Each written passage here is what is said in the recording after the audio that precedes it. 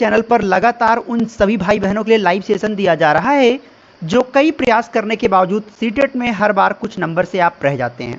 यानी आप अगर हर बार 70 से 90 नंबर के बीच में आप फंस जाते हैं, हर बार वही चीज़ें आपको परेशान कर रहा है, तो ये क्लास सिर्फ और सिर्फ आपके लिए। और आज से शुरू हो रहा है महाअभ्यास, यानी कि अब या तो करो या मरो, यानी कि पूरी तरीके से आपकी सीटेट की लड़ाई को इस बार दोस्तों आपको प्रथम प्रयास में पास कराना है तो कराना है। सभी का बहुत बहुत स्वागत, सभी को गुड मॉर्निंग। चलिए चलते हैं सीधा प्रश्नों की तरफ। और पहला प्रश्न दोस्तों आपकी स्क्रीन पर फ्लैश करता हुआ, आइए देखते हैं पहला क्वेश्चन क्या कह रहा है। निम्नलिखित में से कौन सा अधिगम का शिक्षण का स्तर दोस्तों नहीं है। दोस्तों शिक्षण का मतलब होता है पठन पाठन का एक तरीका, जिसमें जो पठन पाठन हो वो अवबोध पे आधारित हो। सर बात बिल्कुल सही है, अवेयरनेस तो हो ही, और वो काहे का पठन पाठन अगर दोस्तों वो आपके चिंतन को ना बढ़ाए, यानी ये भी बात बिल्कुल सत्य है। और दोस्तों देखिए पठन पाठन आपके दिमागी लेवल के बराबर हो, ये भी सही है, लेकिन सर जी पठन पाठन इस तरह ना हो कि वो आपके दिमाग को ही कंट्रोल कर दे। रिमोट लेवल, सर दूरवर्ती स्तर का मतलब होता है रिमोट लेवल, कंट्रोल्ड कर देना, और इस तरह के ऑप्शन को आपको सिरे से खारिज कर देना है। कहने का मतलब दोस्तों जो गलत है वही सही है। समझ पाए भैया? यानी क्वेश्चन नंबर 1 का ऑप्शन नंबर जो डी होगा वो एकदम सही आंसर हो जाएगा। क्वेश्चन नंबर 2 आपकी स्क्रीन पर ये रहा, आइए। मॉरिसन ने बौद्ध स्तर के शिक्षण प्रतिमान में 5 पदों का वर्णन किया है, इनमें से वो कौन सा है। जी हाँ, चारों ऑप्शन आप लोग देखो और फिर आप लोग डिसाइड करो आपको क्या उचित लग रहा है, अपने ढंग से आप लोग अपनी बात को रखेंगे। चलिए सर, जी हाँ फटाफट आप लोग आंसर करेंगे। मॉरिसन ने समझ के या बोध के स्तर के शिक्षण के 5 प्रतिमान दिए हैं। आपको क्या लगता है कौन सही होगा या कौन गलत होगा, या आपको अपने हिसाब से बताना है। जी हाँ दोस्तों फटाफट आप लोग आंसर कीजिएगा तेजी के साथ में। क्या बात है, बहुत बढ़िया।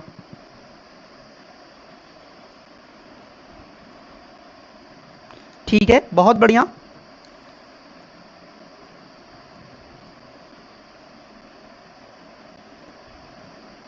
आप में से काफ़ी लोगों का आंसर बिल्कुल करेक्ट आ रहा है, इसमें कोई संदेह और शक नहीं किया जा सकता, क्योंकि आपके आंसर्स अमूमन हर बार चौंकाने वाले होते हैं। यानी वो हमेशा कुछ ना कुछ आपके अंदर वो मुझे नई कैपेबिलिटी नज़र आती है। देखिए दोस्तों, ऐसे प्रश्नों का उत्तर करने के लिए आपको कुछ निंजा तरीका फॉलो करना है भैया। समझदारी को जानने के लिए, समझ अक्सर को विकसित करने के लिए आपको खोज करने की ज़रूरत होगी। समझ विकसित करने के लिए पहले नंबर पे तो खोज आएगा। कहीं ऑप्शन में दिख रहा है क्या? हाँ जी सर जी, शुरुआत 2 से हुआ है पहले, यानी कि दूसरा ऑप्शन और तीसरा ऑप्शन तो कदापि नहीं, पहला और चौथे में सही होगा। तो पहले खोज आएगा। सर जब आप खोजने की कोशिश करते हो तो उसका एक प्रेजेंटेशन भी होता है, प्रस्तुतिकरण भी होता है, यानी दूसरा और पहला, यानी अभी तक ये दोनों बराबर चल रहा है। इसके बाद क्या होगा दोस्तों, फिर आप अभिव्यक्ति, जैसे मेरे को पढ़ाना है तो पहले मैं क्या करूंगा, पहले टॉपिक को खोजूंगा, फिर मैं उसका प्रस्तुतिकरण बनाऊंगा, उसके बाद आपके सामने क्या करूंगा, वाचन करूंगा। क्या करूंगा दोस्तों, सॉरी, उसके बाद मैं क्या करूंगा, आपके सामने वो आत्मसात करूंगा, ये यानी 214। तो कहां पे है 214? पहला, यानी दोस्तों ऑप्शन नंबर जो फर्स्ट है यही आपका सही आंसर हो जाएगा। समझ पा रहे हो आप लोग? जी हाँ, यानी पहला काम खोज, दूसरा काम प्रेजेंटेशन, फिर करेंगे आत्मसात, इसके बाद व्यवस्थित फिर मैं आपको पढ़ाना शुरू करता हूं।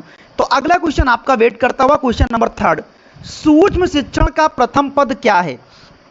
जी हां, सभी लोग बताएंगे, जो आपको ठीक लगता हो अपने हिसाब से उचित तरीके से आंसर कीजिएगा, कि जो भी कहिए कम से कम वो परफेक्ट, यानी कि दूरवर्ती आपकी दोस्तों सोच हो, कि जो आपका आंसर आए वो बिल्कुल सटीक बैठे। तो दोस्तों सूक्ष्म शिक्षण का प्रथम पद क्या होता है? पहला ऑप्शन है फीडबैक। सर जी पहले पढ़ा तो लीजिए तो फीडबैक देना, यानी प्रतिपुष्टि तो पहले बिल्कुल नहीं आएगा, यह आप भी जानते हो। यानी पहले पढ़ा तो लीजिए फिर फीडबैक दीजिएगा, यानी यह ऑप्शन पहले कभी नहीं आएगा। शिक्षण का मतलब टीचिंग होता है, लेकिन टीचिंग कराने के लिए भी सर जी पहले योजना बनाना पड़ता है, और योजना से ही प्रस्ताव निकलता है। योजना पहले, फिर प्रस्ताव बनेगा, फिर पढ़ाऊंगा, फिर प्रतिपुष्टि होगा। यानी पहले नंबर पे क्या आएगा? अब तो कह दीजिए, अब तो कह दीजिए कि पहले नंबर पे क्या आएगा। बोलिए सर सभी लोग। दोस्तों पहले नंबर पे इसका जो राइट आंसर बनेगा यू है योजना बनाना। योजना से प्रस्तावना निकलेगा, प्रस्तावना से फिर शिक्षण होगा, और लास्ट में क्या बनेगा सर जी? फीडबैक आएगा। तो अर्चिता, वर्षा, बबीता, नीलम, संजू और रीमा, क्या बात है सर जी, बहुत बढ़िया। अगला क्वेश्चन दोस्तों आपकी स्क्रीन पर, क्वेश्चन नंबर 4। निम्नलिखित में से कौन सा शिक्षण का सूत्र नहीं है? बताइए, इनमें से कौन सा शिक्षण का सूत्र नहीं है? सरल से कठिन की ओर सर होता है, अनिश्चित से निश्चित की ओर, दृश्य से अदृश्य की ओर, निगमन से आगमन की ओर। सर देखो ऐसा है, अनिश्चित से निश्चित का मतलब होता है अमूर्त से मूर्त की ओर, तो ये भी होता है, ये भी होता है। दृश्य से अदृश्य वही मेन चीज था, अमूर्त, मूर्त से अमूर्त ये भी है, लेकिन निगमन से आगमन ये कोई विधि नहीं होता। तो फोर्थ का दोस्तों ऑप्शन यानी 4 का 4 सही हो जाएगा। सही है जी हाँ।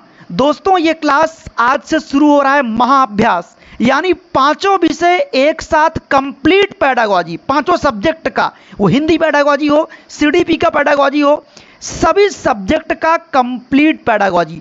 ठीक है सर, चलिए नेक्स्ट क्वेश्चन की तरफ बढ़िए सभी लोग। क्वेश्चन नंबर 5, निम्नलिखित में से कौन सा एक अच्छे शिक्षण की विशेषता नहीं है? बताइए सभी लोग, एक अच्छे शिक्षण की विशेषता इनमें से कौन सा नहीं है? स्वेच्छाचारी। भैया देखो ऐसा है, पठन पाठन का जो विशेषता है वो ऐसा हो कि वो जनतांत्रिक हो। जनतांत्रिक को ही दोस्तों बाल केंद्रित कहते हैं, जनतांत्रिक को बाल केंद्रित कहते हैं, जनतांत्रिक को प्रजातांत्रिक कहते हैं। देखो जनतांत्रिक, लोकतांत्रिक, प्रजातांत्रिक, इन तीनों शब्दों का मतलब दोस्तों क्या होता है? बाल केंद्रित। देखो और बच्चे के लिए सिंपैथिक हो, सही है, और वो जो चाहते हो, वांछनीय का मतलब होता है जो वो चाहते हैं उनके स्तर के अनुकूल आप पढ़ाओ, ये भी सही है। पर सर जी टीचर हो या बच्चा हो वो कभी ऑटोक्रेटिक, क्या नहीं, वो कभी दोस्तों ऑटोक्रेटिक ना हो। डैट मीन्स स्वेच्छाचारी होना बिल्कुल पूरी तरीके से गलत है। डैट मीन्स पहला ऑप्शन आपका पूरी तरीके से गलत है, और जो गलत है वही सही है।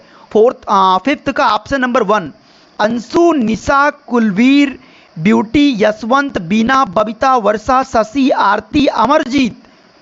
क्या बात है सर, बहुत बढ़िया। तो आपने एक चीज सीखा क्या सर? ऑप्शन में अगर लिखा रहेगा जनतांत्रिक, प्रजातांत्रिक या लोकतांत्रिक, इन तीनों शब्दों में से कोई भी शब्द अगर दिया रहेगा तो उसका भाव होता है बाल केंद्रित। क्या होता है दोस्तों? उसी को हम लोग कहते हैं बाल केंद्रित। मैं स्क्रीन पर नहीं लिखता हूं ज़्यादा, क्योंकि लिखने पर बहुत टाइम बर्बाद होगा, प्रश्न ज़्यादा करने होते हैं, इसलिए सुनने पर फोकस करो। सुनोगे तो दिमाग में वैसे ही सेव हो जाएगा। नेक्स्ट क्वेश्चन नंबर 6, सर इसका मिलान करना है, चलो कर दो। एनिमल इंटेलिजेंसी ये तो थार्नडाइक की है, पुनर्बलन स्किनर का है, अनुकूलन, ये अनुकूलन तो भैया पावलाव का होना चाहिए था, लेकिन पावलाव है नहीं, तो पियाजे को मार दो। चलो बताओ क्या सही होगा। चलिए चलिए फटाफट करते जाइए। कीप शेयरिंग, दोस्तों सेशन को आप लोग अपने दोस्तों मित्रों तक शेयर जरूर करते रहिएगा, ये आपसे एक छोटा सा रिक्वेस्ट है, विनम्र निवेदन है। खैर आइए बताते हैं आपको कैसे करोगे। सर जी एनिमल जो इंटेलिजेंसी है, मैं थोड़ा सा कलर पेंसिल को थोड़ा छोटा करता हूँ बारीक। अब देखो एनिमल इंटेलिजेंसी दोस्तों एक पुस्तक थी, किसकी? थार्नडाइक की। ऑप्शन से हल करो। पहले में कहीं पर तीसरा नंबर दिख रहा है, सर ये भी गलत, ये भी गलत, ये भी गलत, ये तो डायरेक्ट आपने आंसर कर लिया, लेकिन मैं फिर भी आपको बताऊंगा। एनिमल इंटेलिजेंसी ये जो पुस्तक है ये थार्नडाइक की है। पुनर्बलन की अनुसूची, हमने कहा पुनर्बलन पे शब्द पे जोर दिया स्किनर ने, सारगर्भिता का नियम दिया था गेस्टाल्टवाद ने, और अनुकूलन शब्द दिया था पियाजे ने। हो गया, बात खत्म।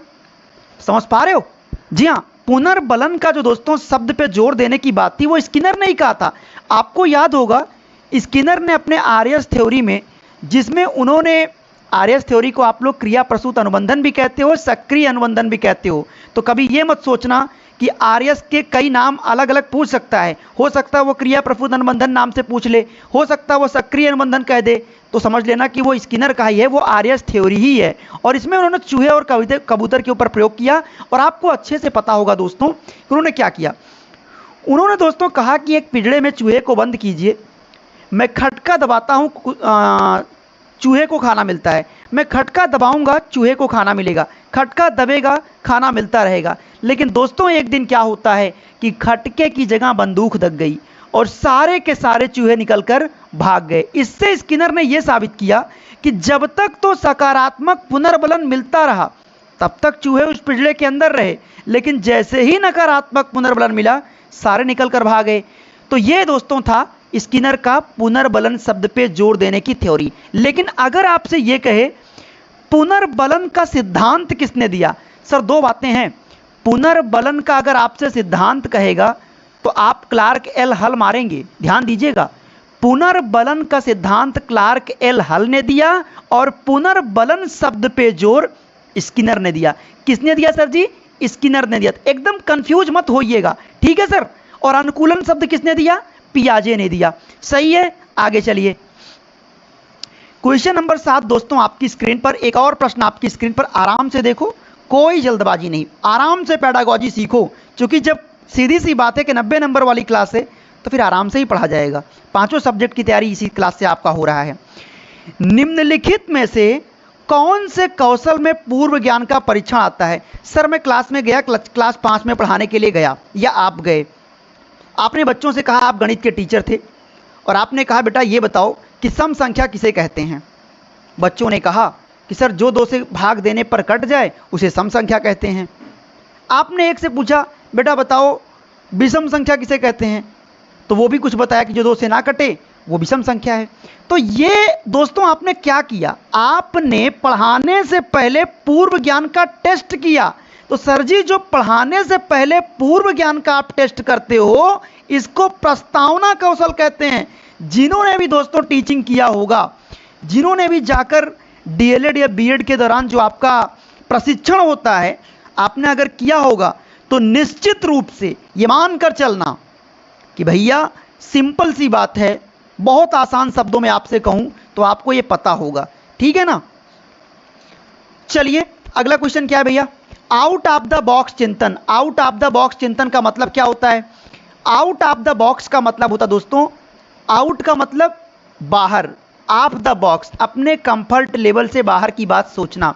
जैसे आपके पास समस्या आई कि सर धूप नहीं निकल रहा है, सर धूप बहुत है, गर्मी बहुत लग रही है, सर बिजली कट गई, बिजली नहीं आएगी 1 हफ्ते, क्या करूं?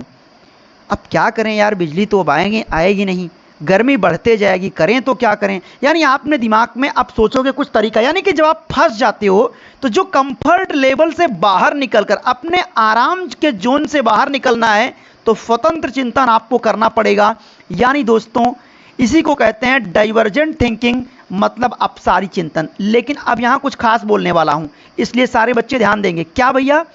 अपसारी चिंतन की जगह पेपर में शब्द क्या बदलकर ऑप्शन में अगर बदलेगा, मान लो अपसारी चिंतन की जगह पेपर में नया शब्द क्या दे सकता है? तो दोस्तों वो दे सकता है सृजनात्मक चिंतन। क्या दे सकता है? इसी को हम कहते हैं सृजनात्मक चिंतन। सर इसी को कहते हैं अमूर्त चिंतन। सर इसी को कहते हैं मौलिक चिंतन। तो ये जानते रहना क्यों? क्योंकि आप एजुकेशन स्टडी पॉइंट पर हो और मैंने वादा किया है कि हर हाल में आपको मैं कराऊंगा पास, चाहे मुझे उसके लिए कुछ भी करना पड़े, कितनी भी मेहनत क्यों ना करना पड़े। बस आपको इतना मेरा साथ देना है कि जितना आपको करवा रहा हूं, आपको मैंने कहा भाई प्रैक्टिस सेट हल करिए, क्या प्रॉब्लम आ रही है, क्या समस्या आ रही है, मुझ तक पहुंचाते जाइए, जिससे समय से पहले मैं आपकी समस्याओं का समाधान कर सकूं। समझ पा रहे हैं? अगला क्वेश्चन देखिए, क्वेश्चन नंबर 9, संघनन का सिद्धांत निम्नलिखित में से किस पे जोर देता है? संघनन का सिद्धांत वेरी इंपॉर्टेंट क्वेश्चन है, सोच समझ के उत्तर सब लोग दीजिएगा कि संघनन का सिद्धांत किसने दिया था? अजय सिंह, सतीश, दिव्या, शशि बाला, अनुराधा मिश्रा, प्रीति, ललिता, नीलम यादव, वर्षा गुप्ता। दोस्तों ये महाअभ्यास का आज पहला सेशन है और जिसका एक ही उद्देश्य है, अगर आप बार बार 3-4 नंबर से फंस रहे हो, हर बार 70 90 के आंकड़े को नहीं पार कर पा रहे हो, तो ये क्लास आपके लिए बनाई गई है। और पहली बार देने जा रहे हो तो फिर वही कहते हैं ना, सोने पर सुहागा है कि आप उन गलतियों से बचोगे। क्योंकि ये जो मैं आपको बताता हूं कि ऑप्शन में जो बदलेगा उसको कायदे से ध्यान दो। सर जी संघनन का जो सिद्धांत होता है, आप में से काफी लोग गलत कर रहे हो। सा से संघनन और सा से मैंने क्या बोला था? स्टोरेज, मतलब स्मृति। ये स्मृति के सिद्धांत पे आधारित था। अभिप्रेरणा का सिद्धांत किसने दिया था? कमेंट में लिखो। अगला क्वेश्चन देखिए, क्वेश्चन नंबर 10। एक शिक्षक प्रश्न पत्र बनाने के, क्या क्वेश्चन दोस्तों, एक शिक्षक है, प्रश्न पत्र बनाने के बाद यह जांच करता है कि क्या जो उसने प्रश्न बनाया वो परीक्षण के विशिष्ट उद्देश्यों की परीक्षा ले रहा है। जैसे मान लीजिए अभी मैं क्या कर रहा हूं, आपसे लाइव टेस्ट में क्वेश्चन करवा रहा हूं, तो लेकिन क्वेश्चन को टाइप करवाने से पहले मुझे ये देखना होता है कि जो मैं प्रश्न आज अपने स्टूडेंट को कराऊंगा क्या ये इनको सीटेट में हेल्प करेगा कि नहीं करेगा। तो मैं ये क्या करने की कोशिश करता हूं, यही आपको विकल्प में बताना है। ठीक है, चलिए। तो ये क्या वैधता है? सर वैधता तो अलग चीज होती है। वैधता का मतलब ये होता है जिसका उत्तर केवल एक हो। अगर मैं कहता हूं कि सबसे छोटी प्राकृतिक संख्या क्या होगी तो वो एक ही होता है। सबसे छोटी पूर्ण संख्या क्या होती है तो वो 0 ही होता है। ये नहीं कि 0 के अलावा कुछ और भी पूर्ण संख्या हो जाएगी, जी नहीं। तो दोस्तों हम इसलिए चिंतित हैं कि क्या मैं जो आज पढ़ाने जा रहा हूं क्या उनके उस संपूर्ण विषय वस्तु को शामिल कर भी पाऊंगा कि नहीं कर पाऊंगा, इस बात को लेकर चिंतित हूं। यानी सर जी ऑप्शन नंबर जो बी है वो एकदम करेक्ट और सही आंसर हो जाएगा। Question number 11। विद्यार्थियों द्वारा की गई त्रुटियां, क्या बोल रहा हूं मैं, विद्यार्थियों द्वारा की गई त्रुटियां जो उन्होंने गलती की, इनको आप किस रूप में देखोगे, इन्हीं में से आपको आंसर मिल जाएगा। विद्यार्थी द्वारा की गई जो त्रुटियां हैं आप उसको किस रूप में देखते हो। जी हां, बच्चों को कमजोर, भैया अगर बच्चे ने गलती की तो उसको फांसी दे दोगे क्या? बच्चे ने, अरे जो गलती किया नहीं वो आगे बढ़ेगा कैसे? आप बताओ मेरे को, जो गलती नहीं करेगा वो आगे बढ़ेगा कैसे? गलती तो, त्रुटियां जो है वो सीखने का एक भाग है, एक सूचक है, वो कहां तक किस लेवल तक सीख पाया। यानी दोस्तों ऑप्शन नंबर जो बी होगा वो एकदम परफेक्ट और सही आंसर हो जाएगा। चलिए नेक्स्ट क्वेश्चन दोस्तों आपकी, बेटा जो प्रेरणा है वो विलियम मैकडूगल का है और साथ में क्लार्क एल हल ने भी उनका सहयोग किया था। चलिए क्वेश्चन नंबर 12। निम्नलिखित में से कौन सी समस्या समाधान की वैज्ञानिक पद्धति का एक पहला चरण है? बोलिए सर। प्रश्न वही जो पेपर में आए, सिंपल सी बात है। और कोई तकलीफ आपको अगर आए, कोई बात आपको लगता है कि सर अधूरा रह रहा है, नहीं पूछ पा रहा हूं, तो भैया पूछ लीजिएगा, सभी से रिक्वेस्ट है। हाँ बिल्कुल, त्रुटियां अधिगम का एक भाग होता है, सीखना तो अधिगम का एक पहलू है सर। बताइए। हाँ ठीक है दोस्तों, समस्या समाधान का पहला चरण यह होता है कि समस्या के प्रति आपकी जागरूकता। ठीक है भाई, आपको बुखार आया तो क्या आप जागरूक हो कि बुखार का मतलब, बुखार पहचानने का मापन क्या है? बॉडी का टेम्परेचर ज़्यादा हुआ, घर में आप सब लोग जानते हो कि नॉर्मल सा परिचायक है कि आपका बॉडी का टेम्परेचर ज़्यादा हुआ तो आप जान जाते हो आपका बुखार हुआ। तो क्या उस लक्षण के प्रति, उस जानकारी के प्रति आपको जागरूक हो? समझ पा रहे हो? अब मोबाइल फोन अगर बिगड़ा तो कान वाली आवाज़ नहीं आ रही है, यानी उसका माइक्रोफोन खराब हुआ है और आप उसके स्पीकर को ढूंढ रहे हो, आप उसके कैमरे को ढूंढ रहे हो, तो क्या आप सजग हो? तो पहला काम यह है समस्या के प्रति जागरूकता, अवेयरनेस। ठीक है ना? उसके बाद आप क्या करते हो? एजम्पशन करते हो, यानी फिर आपका प्राकल्पना बनता है। तब आप क्या करते हो? जानकारी एकत्र करोगे, तब परीक्षण करोगे। खैर इसका आंसर होगा थर्ड वाला, पहला आपको चरण बताना था। आत्म केंद्रित व्यक्ति कैसा होता है? हालांकि इसका उत्तर आप कर दोगे। मैं ये चाहता हूं कि व्यक्तित्व को 3 भागों में बांटा युंग ने। उन्होंने कहा कि एक इंसान 3 तरह का होता है, अंतर्मुखी, बहिर्मुखी और उभयमुखी। खैर वो तो मैंने बता ही दिया आंसर। आप ये बताओ कि आत्म केंद्रित व्यक्ति कैसा होता है? तो वो भी आपको पता दोस्तों, थोड़ा सा वो दब्बू स्वभाव का होता है, अंतर्मुखी होता है। नेक्स्ट, अपने आप में ही खुश रहता है। चलिए, उदाहरण, निरीक्षण, विश्लेषण, वर्गीकरण, नियमीकरण निम्नलिखित में से किसके सोपान है? सर बहुत सिंपल सा आंसर इसका बनेगा क्या?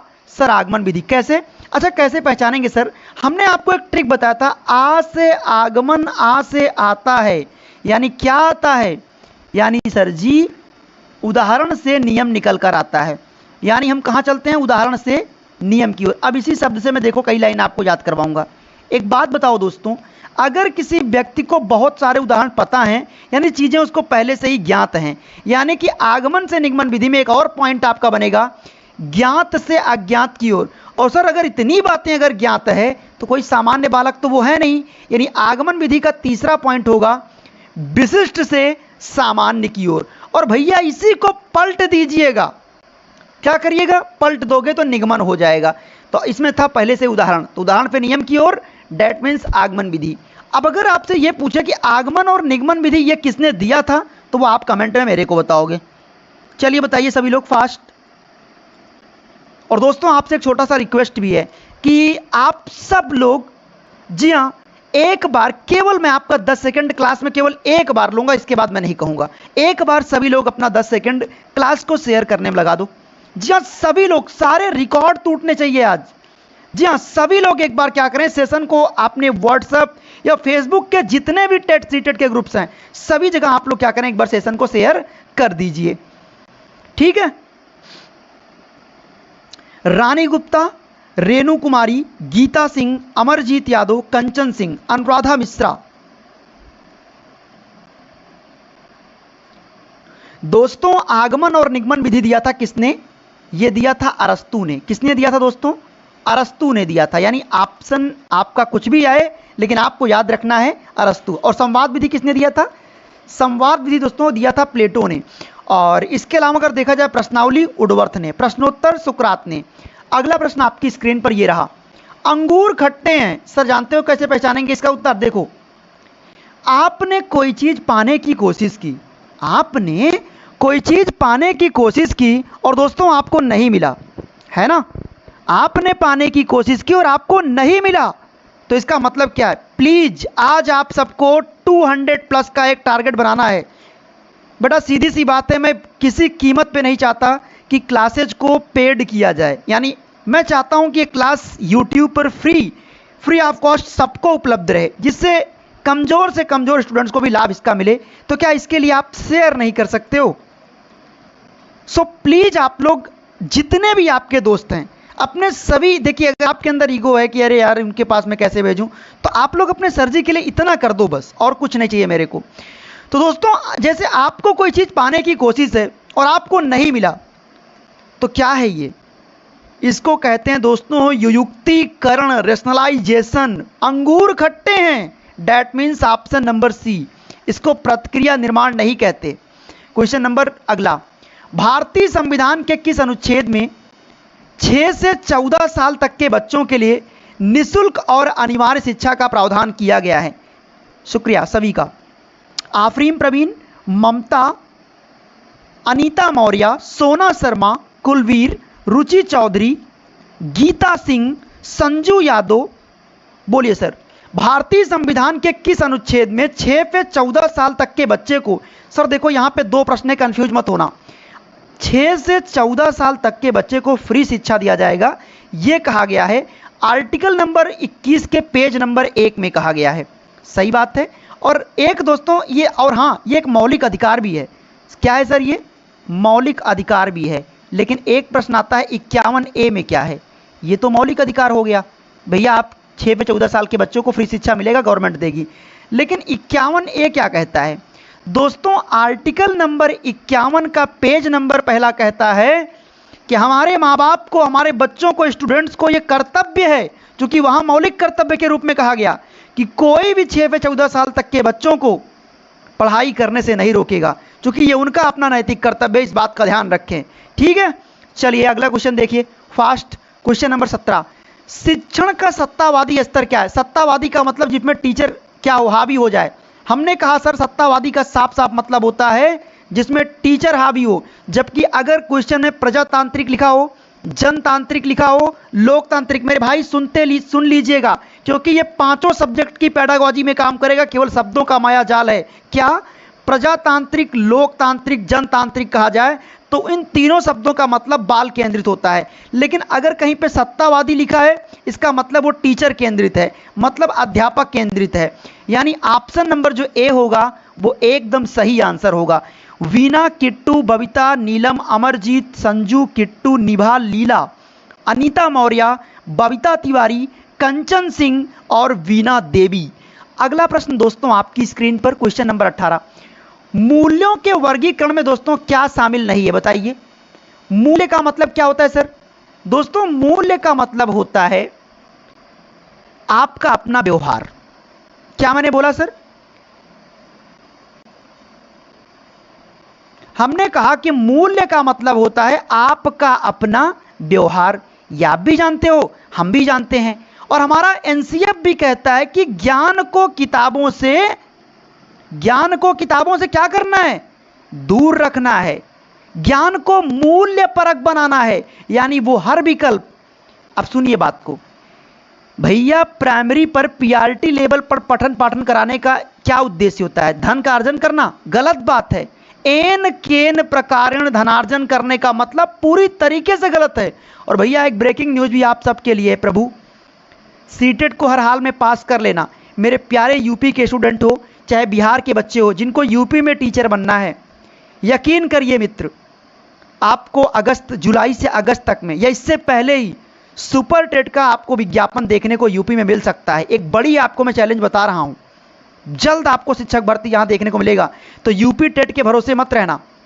पता नहीं यूपी टेट निकले कि ना निकले, तो उससे बेहतर यह है कि आप सीटेट को क्रैक कर लोगे तो आप बचे रहोगे। सीटेट सबसे बड़ी डिग्री है, उसके लिए यूपी टेट की कोई ज़रूरत नहीं पड़ती। अदर स्टेट हो तो सीटेट बहुत ज़रूरी है, ठीक है ना। तो ये अपने दिमाग में एक देखिए वैज्ञानिक तरीके से चलो कि आपको अपनी मेहनत को और बढ़ा देना है। अगला क्वेश्चन दोस्तों आपकी स्क्रीन पर ये रहा, क्वेश्चन नंबर 19। स्मृति स्तर एवं बोध स्तर के शिक्षण प्रतिमान की संरचना में कौन सा सोपान उभयनिष्ठ है? 1 मिनट। स्मृति का मतलब होता है दोस्तों याददाश्त, और बोध का मतलब समझ। जैसे मैं आपको पढ़ा रहा हूं, ये आपको बोध का मतलब समझ। अगर समझ आएगा तो सर जी स्मृति का मतलब आपके याददाश्त में वो चीज सेव हो जाएगा। क्लियर है सर जी?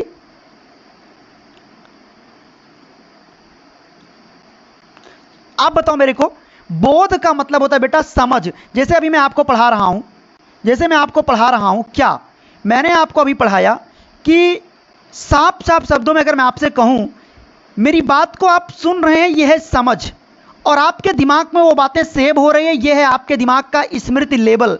तो दोनों के बीच में कॉमन चीज क्या है? तो देखो सर जी, बहुत सिंपल शब्द में आपको बता रहा हूं, दोनों के बीच में कॉमन चीज यही है कि सामने वाला प्रस्तुतिकरण कैसा कर रहा है।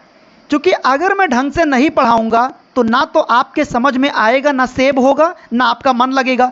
तो डिपेंड ये करता है सर जी कि सामने वाले का प्रस्तुतिकरण, यही कॉमन है कि सामने वाला बेहतर पढ़ाएगा तो बोध होगा और वो दिमाग में सेव होगा। मतलब आपसे नंबर 4, समझ में अगर आपको 1% भी आए तो वीडियो को लाइक कर लेना, चैनल को सब्सक्राइब कर लीजिएगा, बेल आइकन को ऑन रखना, जिससे आपको लाइव क्लास का नोटिफिकेशन मिलता रहे।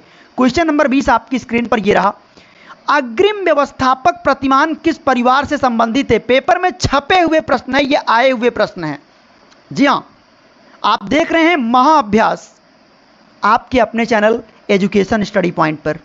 चलिए, तो अग्रिम व्यवस्थापक प्रतिमान किस परिवार से संबंधित है? क्वेश्चन नंबर 20, क्या सही आंसर होगा सर? सभी लोग आंसर करेंगे, ध्यान दीजिए, गलती मत करना।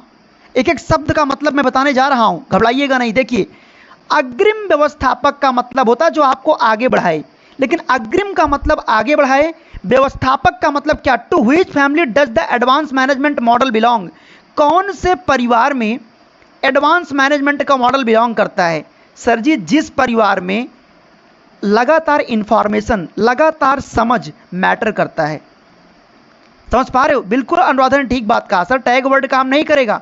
उन सब लोगों से दूर रहो जो आपसे कहते हैं टैग वर्ड पढ़ लो और सीटेट निकल जाएगा। भैया कहां की बात कर रहे हो? टैग वर्ड से सीटेट निकलता है? ये केवल कामचोरी सिखाते हैं। मैं ये नहीं कहता, देखो टैग वर्ड मदद करेगा लेकिन पास कराने में पूरी तरीके से नहीं।